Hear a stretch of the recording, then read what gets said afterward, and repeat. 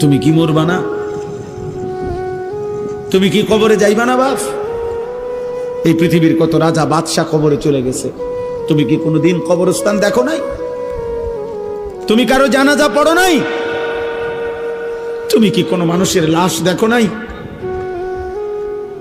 আমি 5 দিন আগে আমার জ্যাঠার সাথে কথা বলে আসছি, বাড়িতে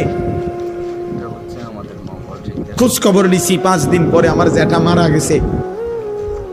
আমি জ্যাঠার দিকে তাকাইয়া বাড়িতে গিয়া দেখছি আমার এই সেই মানুষটা যার সাথে আমি কথা বলছি, উনি নাই, চুপ হয়ে গেছে, হাত নড়ে না, পাও নড়ে না। আমি জানাজা পড়াইছি আমার জ্যাঠার, তো জানাজার আগে আমি আমার জ্যাঠার কবরটা খালি, তখন কবরে রাখে নাই। আমি কবরের দিকে তাকাইয়া অনেকক্ষণ 8-10 মিনিট হইব, আমার বাবার কবরের পাশে আমার জ্যাঠার কবর। আমার আব্বা আগে ইন্তেকাল করছে।